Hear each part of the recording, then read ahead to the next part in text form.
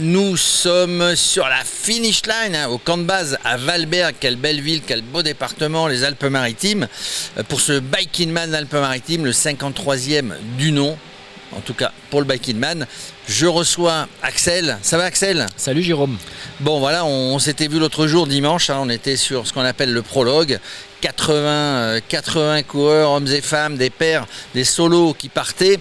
Et puis là, bah, voilà, les premiers sont arrivés dès mardi. Exactement, là il en reste encore 26 sur la trace. Ils sont en train de grignoter petit à petit les derniers cols. Et bien sûr, on a eu nos têtes de course qui sont arrivées très tôt comme d'habitude. Là, on est en train d'observer les lanternes rouges, les finishers, ceux qui terminent en 5 jours. Alors le premier, Rémi Bourrion, on l'a vu à l'émission d'accueil, un habitué, il avait fait 8 Bike in Man, je crois c'était son 8e. Il en avait gagné 3, bah là il a gagné le 4e. Et Rémi est toujours aussi régulier, toujours aussi impressionnant. Il y a d'ailleurs une très belle interview dans un des résumés de course qui est accessible sur la chaîne YouTube Bike in Man. Bon, c'est toujours un plaisir de l'observer progresser et de l'observer faire son œuvre parce que vraiment il est bon dans ce qu'il fait, il est très régulier et les paramètres qu'on a eu sur l'épreuve qui sont totalement différents de l'année dernière, à savoir des fortes chaleurs. L'année dernière on avait eu de la pluie, et bien il les a bien gérés et je suis heureux de le voir progresser avec son expérience parce qu'il a vraiment construit sa bouteille, une grosse partie de sa bouteille avec le Bike in Man et qu'il s'est éclaté, quoi. Il a vraiment adoré le parcours malgré les conditions climatiques difficiles. Alors dans ce Bike in Man, mais il y en avait qui avaient fait un Bike in Man, 2 Bike in Man, 10 Bike in Man. Il y avait des rookies, on va en recevoir tout à l'heure, on en avait reçu avant pour savoir un petit peu comment ils sentaient le truc. Et puis on va en recevoir là sur la finish line pour savoir comment ils ont vécu ça, pour savoir tout leur rêve que tu leur avais vendu, bah, si ces rêves est devenu réalité. Bah, au départ, quand ils s'engagent, c'est vrai que c'est toujours, et c'est le principe de ce type de course d'ultra distance, on ne peut pas tout maîtriser et c'est tant mieux puisque c'est vraiment un saut dans l'inconnu. On est en autonomie, donc il y a plein de paramètres qu'on ne peut pas maîtriser et qu'il ne faut pas maîtriser parce que et ce type de course, c'est un exercice pour se préparer à l'imprévisible, un exercice de résistance, un exercice d'adaptation. Et là, on a eu un exercice particulier parce que sur le défi, il y a eu des chaleurs extrêmes, notamment dans le Var, avec plus de 40 degrés parfois.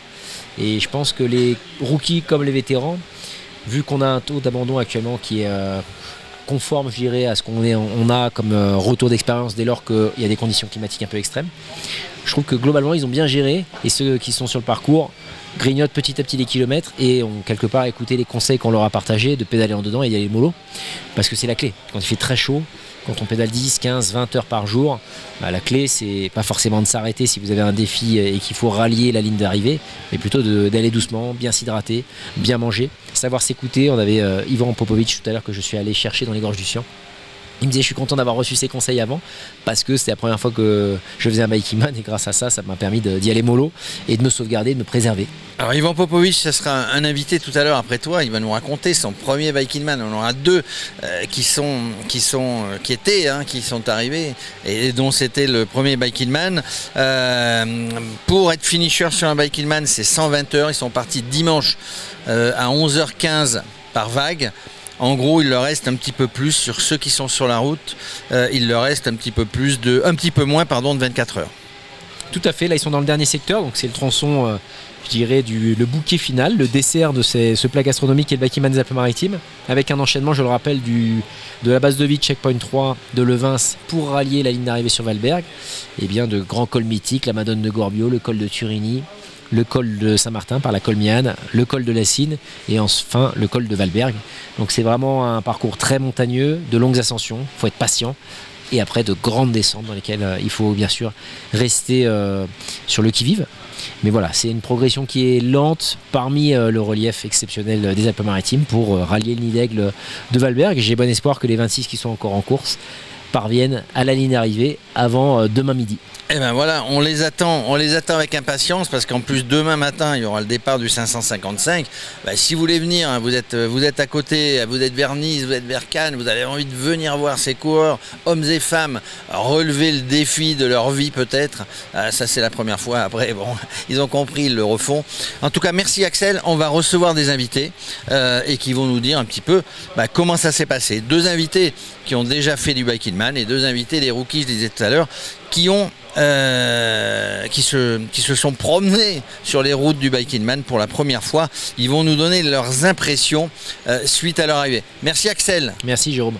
après Axel Carion, le big boss, hein, donc on reçoit nos deux invités, Fabien Tomy et Bertrand Notte. Bertrand Notte, tu n'en étais pas tous les deux, hein, ça n'est pas votre premier Bike in Man. Bertrand, 82 heures et 32 minutes. Fabien, tu arrives en 16e position.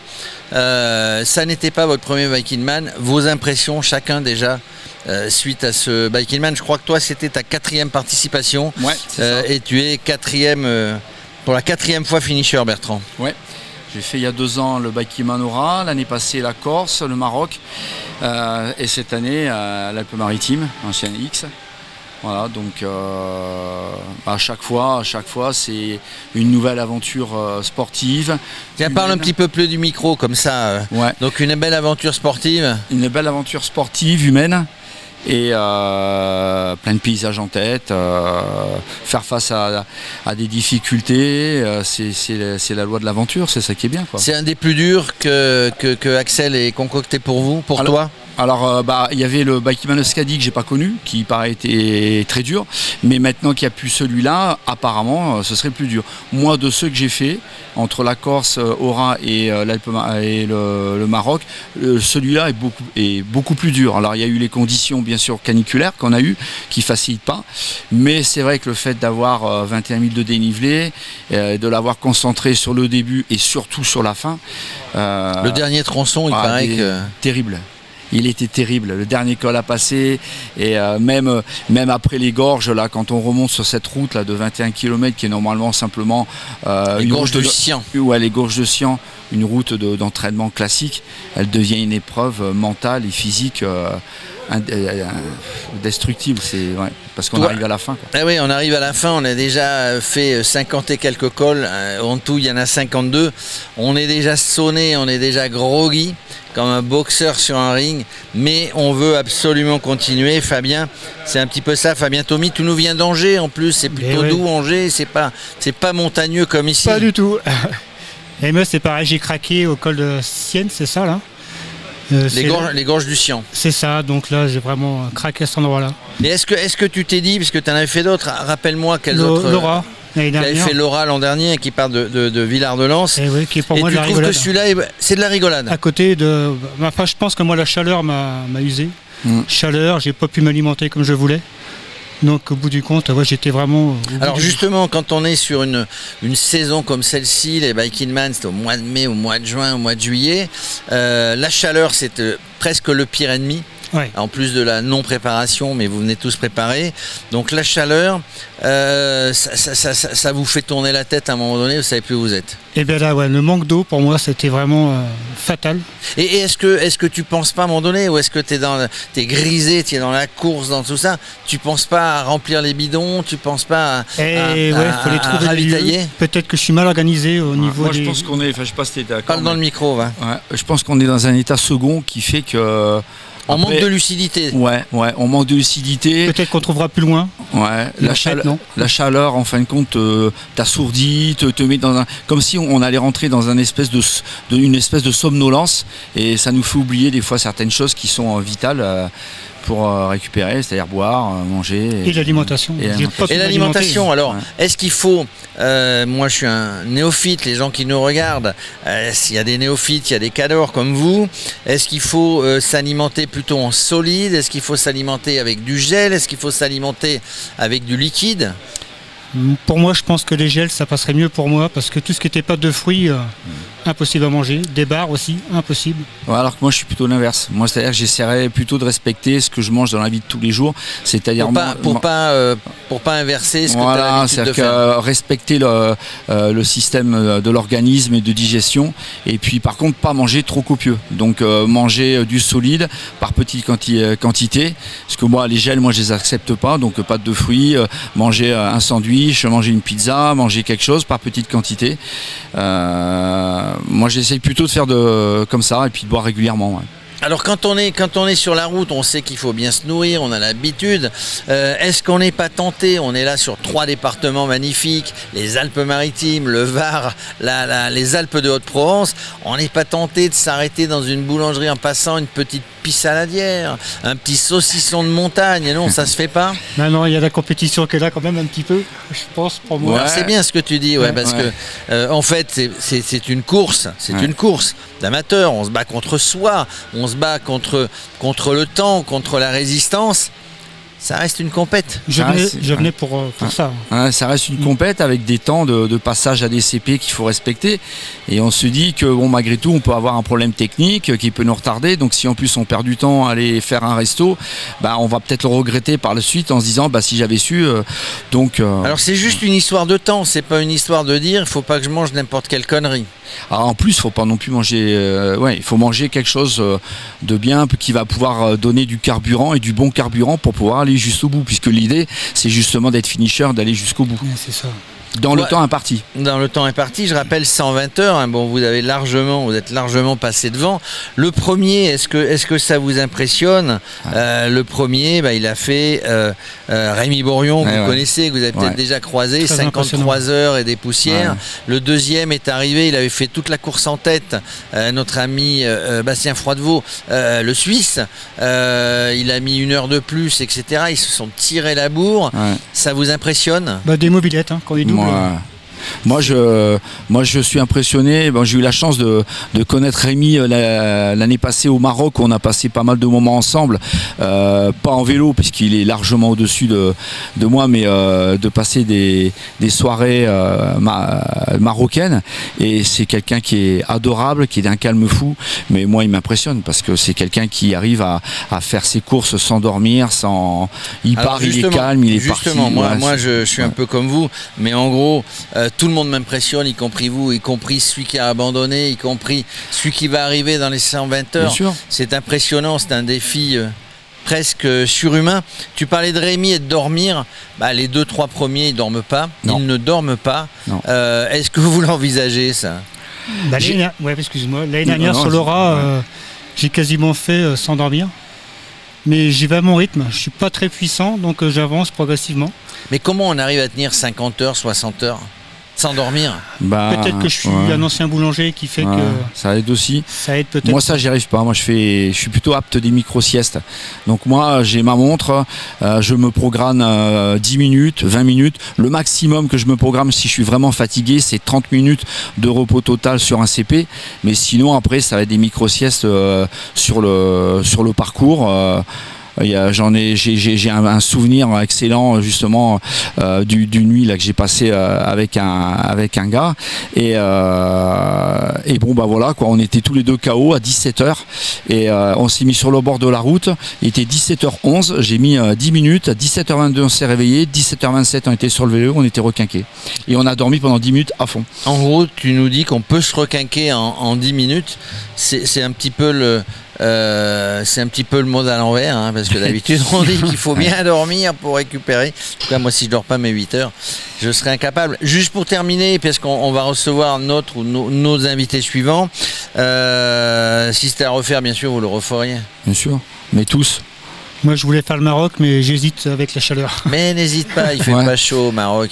Moi, si je peux dire, l'année passée, j'étais au Maroc, j'ai eu moins chaud au Maroc l'année passée que ce week-end ici dans les Alpes-Maritimes. C'est en septembre, le Maroc, c'est aux alentours du 20-21 septembre, quelque chose comme ça.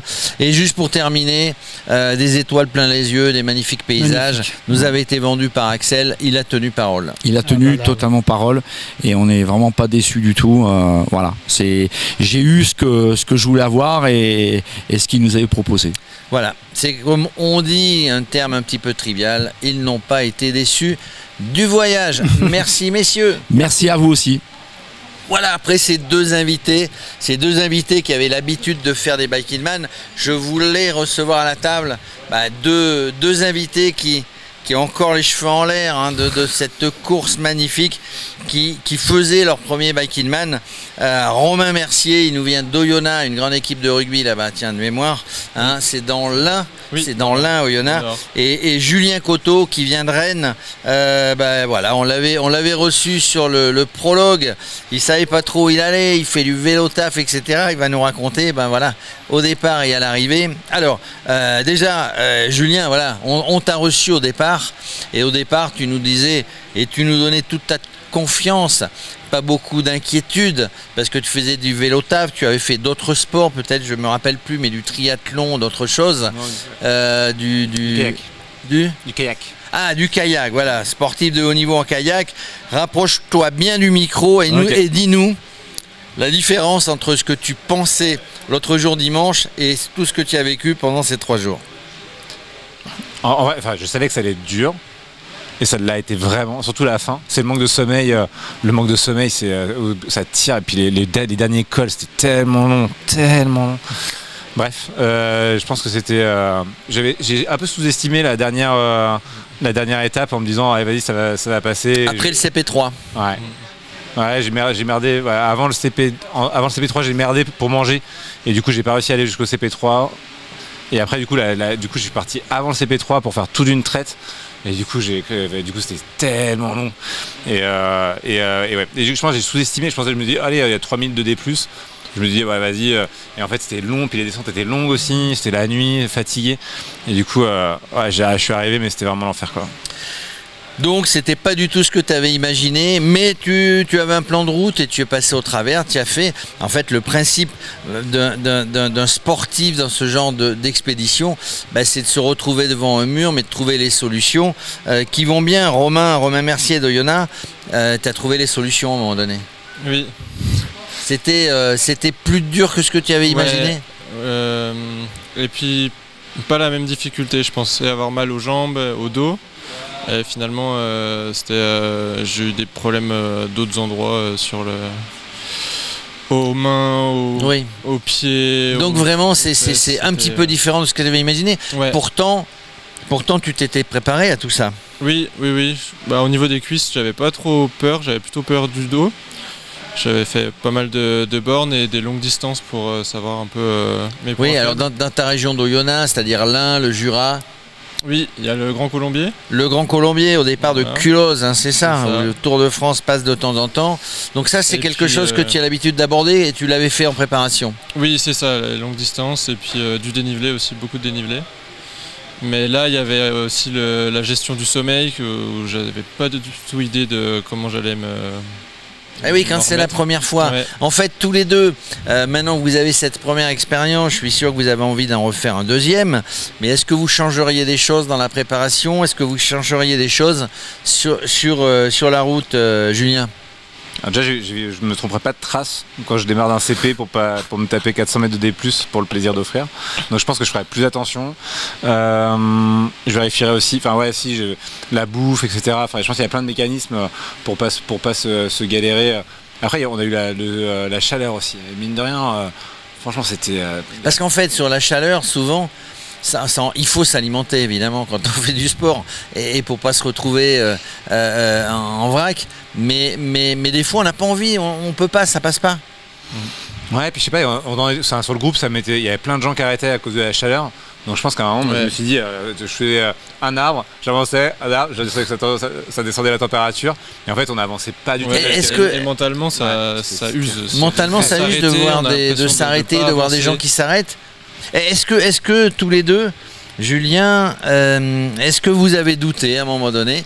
Vous êtes dit, bon, j'arrête, je bâche, peut-être un CP. On en a vu dans les CP ici, notamment Élise, qui va arriver dans la journée ou demain. Elle voulait pas repartir du CP1 et puis les Race Angels lui ont dit, mais non, repose-toi, mange, bois, tu vas repartir. Elle doutait et puis c'est reparti. Est-ce que vous avez douté à un moment donné quand on est arrivé au CP dans un col, il y en a 52, je le rappelle, et vous vous êtes dit, bon, allez, j'arrête. Et puis après, ça y est, ça repart, parce que pour faire ça, il faut un mental de dingue. Il y a juste avant le CP3, il y a un col. Et je pensais que le CP3 était en bas du col. Et j'avais fait toute la journée, c'était autour de 6h du matin, et fallait se taper et je découvrais qu'il fallait se taper 500 mètres de dénivelé en plus. Et à ce moment-là, je me suis dit que j'allais dormir en bas à l'arrache et essayer de remonter. Mais que ça mettait tout en branle l'ensemble de mon programme pour les 2 jours à venir. Donc ça a été le moment le plus dur, je pense. Plus dur, ça veut dire qu'il faut réfléchir sur le vélo à un moment où on manque de lucidité. Oui, après, il faut prendre les bonnes décisions. C'est pas simple, Julien. Après, on avait de la marge en temps au niveau de la barrière horaire, on avait de la marge. Pas le bien devant. On avait de la marge au niveau de la barrière horaire, donc moi, si j'avais pas mal au genou, je savais que j'allais y arriver, même si ça prenait plus de temps, parce que finalement, on pouvait se poser 5-6 heures, dormir et puis repartir. Moi, où j'ai le plus galéré, c'est dans la nuit. Juste après le CP2 où j'ai pas bouffé, et là j'en ai trop chié parce que j'ai pas mangé un vrai repas du midi jusqu'au lendemain matin, quoi. Et du coup là, en fait, quand t'avances plus du tout, quand t'as tout cramé, t'avances plus du tout, quoi.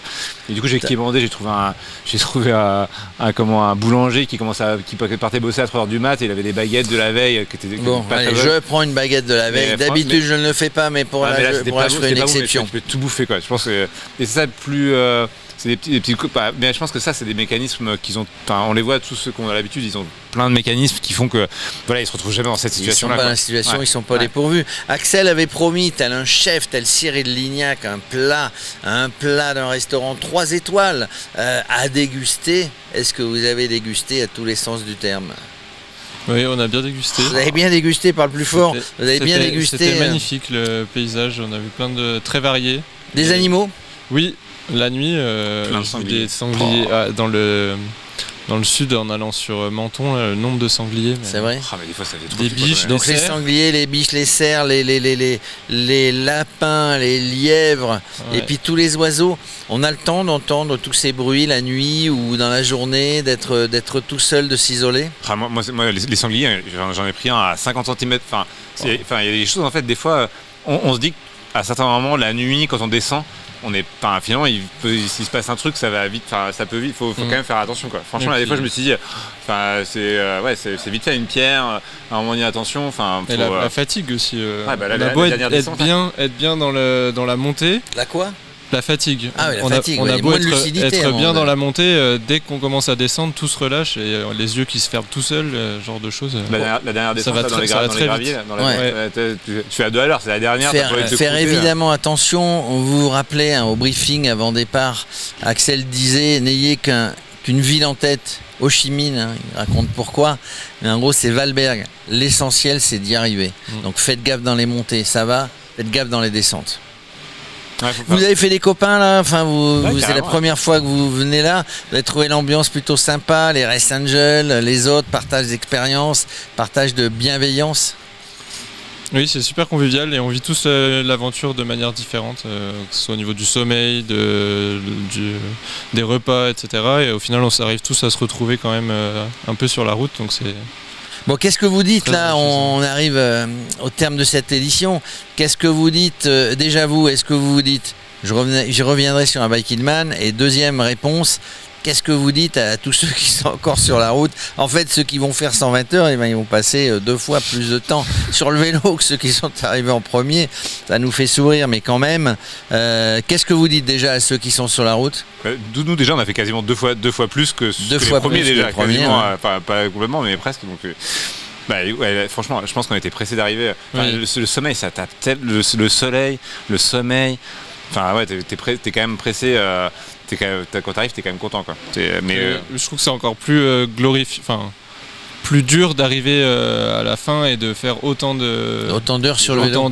Ouais.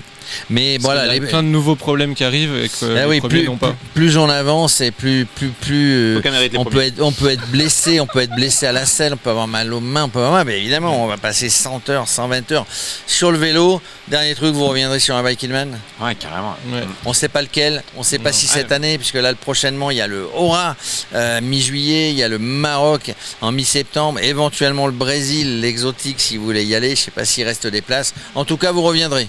Oui. J'aimerais bien faire la Corse, moi. Ça va être chouette. Eh bien, la Corse. Rendez-vous sur la Corse l'année prochaine.